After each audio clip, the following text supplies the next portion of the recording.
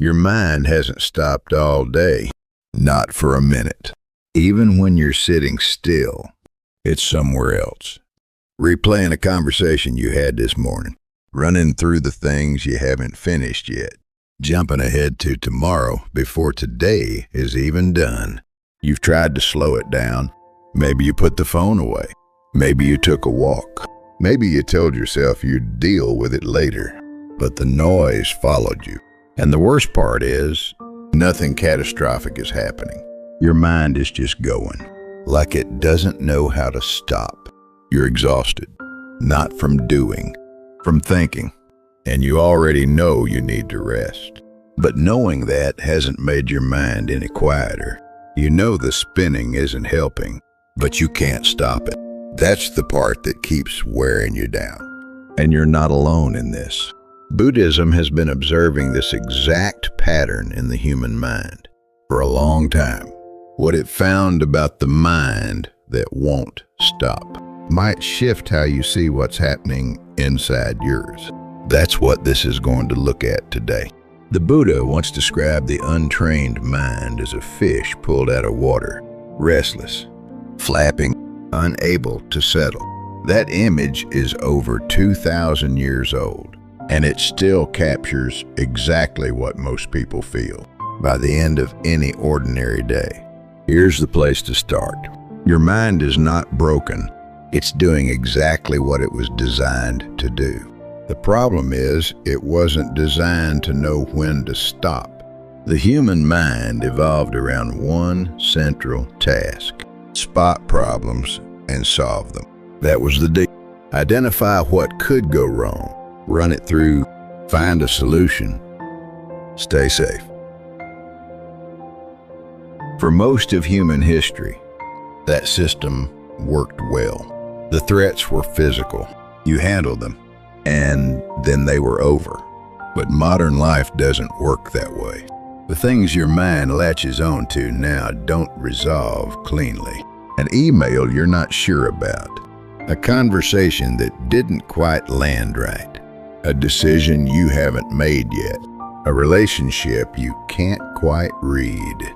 None of these give your mind a clear finish line, so it keeps going. Not because it wants to make you miserable, because it's still trying to protect you. It just doesn't know when it's safe to stand down, and so it circles back. It reviews. It runs the scenario again. It checks whether it missed anything, over and over, even in the background, even when you're in the middle of something else. Buddhism has a name for what happens when the mind gets caught in this loop. The word is papancha, often translated as mental proliferation. The idea is this: the mind doesn't just think about things, it expands them. One thought becomes a chain. You start with something that happened this afternoon. Your mind connects it to a similar moment from last month. That moment connects to a feeling of uncertainty about yourself. That uncertainty connects to a question about whether you're on the right path. And within a few minutes, you're not thinking about what actually happened. You're thinking about everything it might mean, everything it says about you, and everything it implies about your future. Papancha is not a personal flaw. It's a feature of how the mind processes experience. The mind wants to understand, so it keeps connecting. The trouble is, it connects far beyond what's useful. And once you see that, something changes slightly. You stop blaming yourself for thinking too much, and you start recognizing the pattern for what it is. A well-intentioned system running longer than it was ever meant to. That's where it starts. Not with fixing, with seeing clearly. There's something almost compassionate in that realization. Your mind is not your enemy. It's working overtime on your behalf without knowing that the emergency is over. And the moment you can see it that way, something in the relationship between you and your own mind begins to change. There's a quiet belief that runs beneath most mental noise. Most people never say it out loud, but it's there. If you just go over this one more time, it will finally click. If you think about it long enough, you'll feel settled. If you keep running it, the answer will show up. And so you keep thinking, not because you enjoy it, because some part of you believes that thinking is what moves you forward. You believe the mind can solve its own restlessness by thinking harder. But Buddhism draws a clear line here.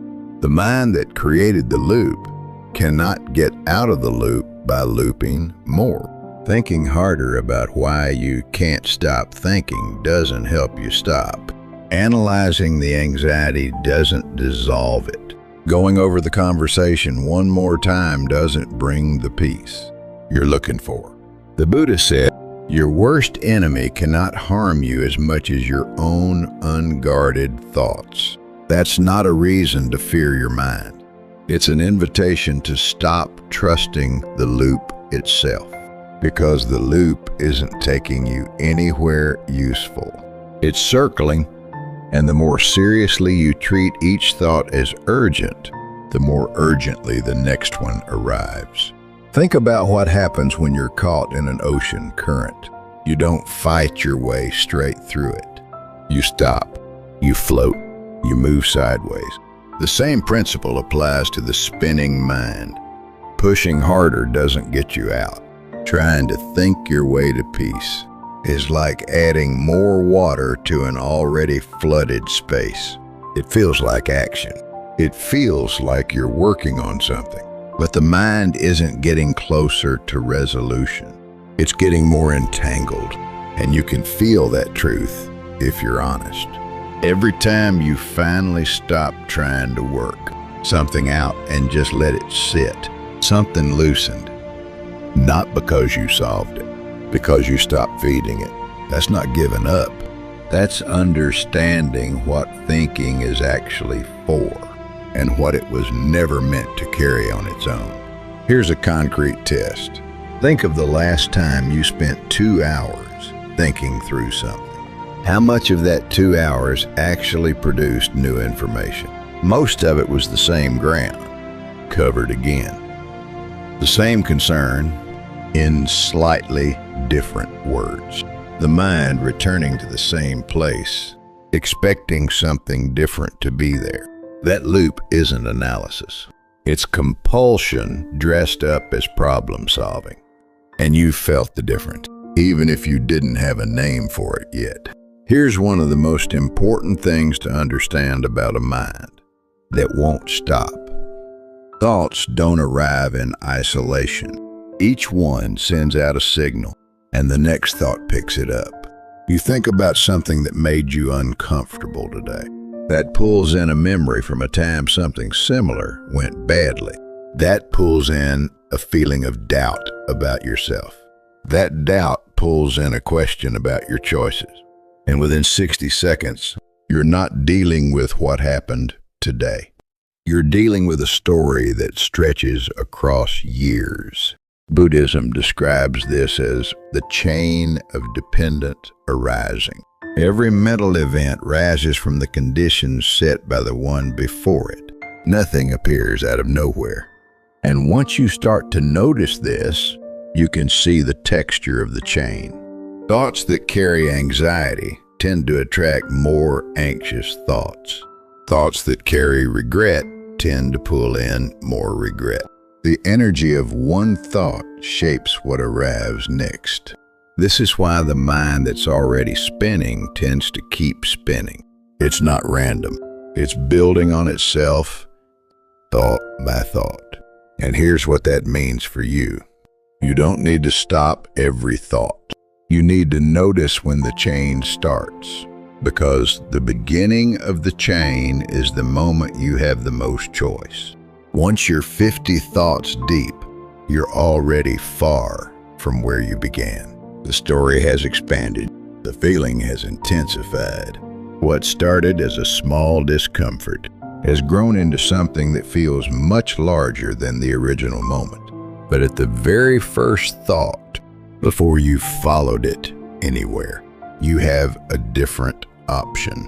Not by fighting the thought, not by arguing with it or judging it, by noticing it without immediately going with it. There's that thought again. That noticing is not passive.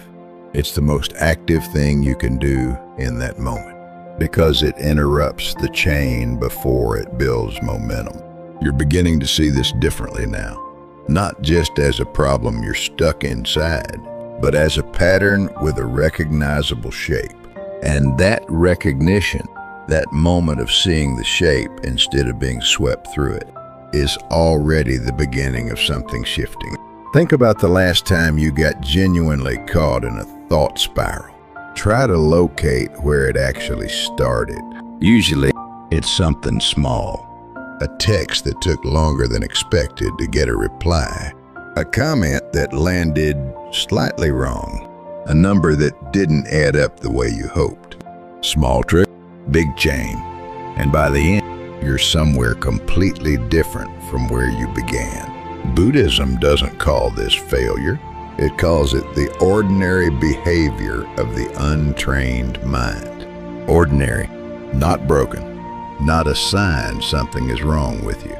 What minds do when no one has shown them another way, and now you're seeing it differently. Here's something almost everyone discovers the first time they actually try to quiet their mind. The moment you sit down and genuinely attempt to make it still, it gets louder. Suddenly you're thinking about everything. Old conversations, dormant worries, things you forgot you even remembered, and you assume you must be doing something wrong. You're not. This is what happens when you pay close attention to something that's been running in the background, unnoticed. It's not getting worse. You're just finally seeing what was already there. Buddhism does not teach that the goal is a blank mind. The Buddha himself described the mind as naturally luminous, pure in its essential nature, but obscured by passing clouds of habit and reaction. The clouds are not the problem. Trying to force them away is. When you try to push the mind into silence, you're not dealing with the thoughts. You're adding a new layer of effort on top of them. Now you're not just handling the original noise. You're handling the frustration with the noise, and the frustration with the frustration, and the quiet judgment that something must be wrong with you for still thinking. That's 3 layers of tension where there was 1. Think about what happens when someone tells you not to think about something. You immediately think about it. The attention itself charges the thought with more energy. This is not a flaw in you. This is how the mind responds to pressure. Resistance amplifies. Observation quiets it. And Buddhism figured this out long before modern research confirmed it. You cannot force your way to calm. You can only stop adding pressure and begin watching. And there's a real difference between those two things. Watching is not giving in. Watching is the most honest thing you can offer a mind that's been fighting itself for far too long. There's a kind of exhaustion that comes specifically from trying to control the mind. It's different from the exhaustion of a long day. It's denser. It sits behind the eyes. It makes everything feel slightly heavier than it needs to be. That's not tiredness from the thinking itself. That's tiredness from the fight against the thinking. You've been working against your own mind. And the mind, like anything you push against, push back. That's not a character flaw. That's just what happens when no one told you there was another way to do this. There's a gap most people don't know exists. The gap between being inside a thought and watching one from just slightly outside it. Most of the time, when a thought arrives, you become it. You're not observing the thought. You are the thought. You're fully inside it, feeling what it carries, going wherever it leads. And by the time you notice what happened, you've already been somewhere else for 10 minutes. Buddhism teaches a practice called sati. usually translated as mindfulness. But a closer meaning might be clear seeing, or simply remembering to watch. Sati is the practice of noticing that a thought is happening without immediately becoming it, not analyzing it, not judging it, not pushing it away, just seeing it. Oh, there's that thought again. That small shift from being inside the thought to watching it from one step back is not small at all. It changes the entire experience. The thought is still there, but you are no longer running with it. And when you're not running with it, it doesn't go anywhere. Think about it this way. A fire needs fuel, your full attention, your emotional urgency, your need to solve or escape or understand. That's the fuel. When you withdraw the fuel by watching without following, the thought doesn't vanish immediately, but it begins to lose energy. It slows. It becomes less charged. Over time, you'll find that most thoughts, when not followed, don't actually lead anywhere urgent. They arrive. They sit for a moment. They pass, like something floating by on a current. You don't have to stop them. You don't have to hold them. You can let them move through. And each time you practice this, it becomes more natural.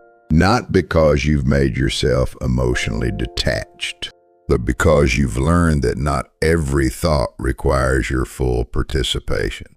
Some thoughts are worth following. Some thoughts are just weather. Knowing the difference is its own kind of rest. This is what changes over time if you practice watching rather than following. You don't stop having difficult thoughts. You stop being surprised by them. You stop treating their arrival as an emergency. There it is again. Not with frustration, just with recognition, like seeing an old pattern you've learned to read. And that recognition, over time, creates a small but real distance. Enough distance to breathe. Enough distance to choose. Here's something worth sitting with. Most of the mental noise you experience every day is not about what's actually happening right now. It's about what has already happened, or what might happen later. The present moment, the actual second you're living in, is almost always quieter than where your mind goes. Right now, you're here. You're breathing. Something around you exists in this moment, exactly as it is. There's a physical reality to this second that your thinking skips right past. Buddhism places enormous weight on this, not as a concept to understand, as something you can actually return to. The present moment is always available. Your mind is almost never in it. And that gap between where you actually are and where your mind keeps going is the source of most exhaustion. This doesn't mean the things you're thinking about aren't real. It doesn't mean the concerns don't matter. It means your mind is spending energy in places that don't yet exist. Tomorrow hasn't happened. That conversation is already over. The decision will be made when it actually needs to be made. And right now, in this moment, there is nothing here that needs your full attention. Buddhism calls this kind of awareness presence. The Buddha put it simply, peace comes from within. Do not seek it without. Not a technique you apply. Something that's already here, underneath the thinking, waiting for the noise to thin out enough to notice. You don't create presence. You stop filling every second with projection long enough to notice it was already there. Each time you do that, the noise becomes a little less automatic. And the gap between thought and you, the space where you choose what to follow, opens up a little wider. Most people have already touched this without realizing it. There's a moment, sometimes after a long exhale. A second in a warm shower when the thinking pauses. A moment in nature when something catches your eye and the loop stops briefly. Those aren't accidents. Those are moments when your attention came fully into the present, and the mind, with nowhere else to go, finally rested. Buddhism isn't asking you to manufacture that state, only to notice when it happens naturally, and to understand that it's not as far away as it usually feels. Here's what most people get backward about a calm mind. They think it comes from control. Get enough control over the thoughts and everything will finally quiet down. But the mind doesn't calm down because it's been forced. It calms down because it finally feels safe enough to stop searching. That's what's underneath most mental noise. The mind that won't stop is a mind that doesn't believe it's safe to rest. It's scanning, running calculations, preparing for whatever might come next. And it's doing all of this not to exhaust you, it's doing it to protect you.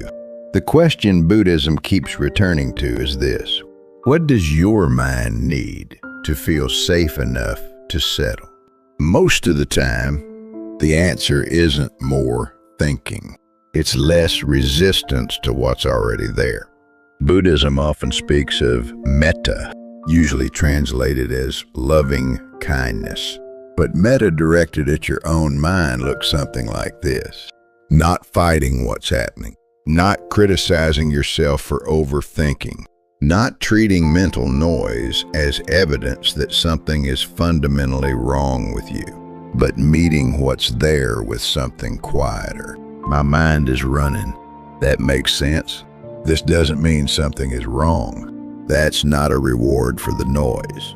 It's the removal of the alarm that keeps the noise going. Because when your mind stops being afraid of its own activity, it has one less thing to manage, and something loosens. Not all at once, genuinely, and in a way that holds. Each time you meet your own restlessness without adding more urgency to it, it runs a little quieter. Not because you fixed it, because you stopped amplifying it. You've tried to silence the mind before, and it worked, briefly. But being at war with it is exhausting in a way that silence can't reach. What's different is this: stopping the war doesn't mean losing. It means your mind can finally stop fighting on your behalf. And for the first time in a long time, just rest. And in that rest, something you couldn't find through any amount of thinking begins to show up on its own. Clarity, not for, just there. Not as a reward, not as a result you earned by thinking hard enough, but as what was always underneath once the fighting stopped. That's the part Buddhism keeps pointing to. You're not trying to build something new. You're trying to stop covering something that was never actually missing. So here's where this leaves you. Your mind won't stop because it's doing what minds do. It thinks. It loops. It searches for safety. And the answer has never been to force it into silence. The answer is to stop being at war with what's happening, to watch instead of chase, to meet instead of fight. Each of the patterns this looked at today, hapanka, the chain of thought, the way resistance amplifies, the way presence quiets. These are not abstract ideas. They're descriptions of what's actually happening inside you right now. And understanding them, really seeing them, is not a small thing. Because you can't navigate something you can't see. Now you can see it. You know what the loop is doing. You know that fighting it adds more weight. You know that watching without following is not passive. You know that your mind calming down is not about control. It's about safety. It's about meeting what's there with something softer than the noise itself. You don't need a perfectly quiet mind to feel okay right now. You just need to stop adding urgency to the noise. Notice the thought. Don't follow it. Let it be there without making it mean more than it does. The Buddha pointed to this not as a destination, but as a practice, something you return to, not once, again and again. Each time a little more familiar, each time the gap opens a little wider. That's the wisdom Buddhism has been pointing to for a very long time. Not a life without thinking, a life where thinking doesn't run you. If this is the kind of shift you've been looking for, there's more here on this channel. Subscribe and keep going.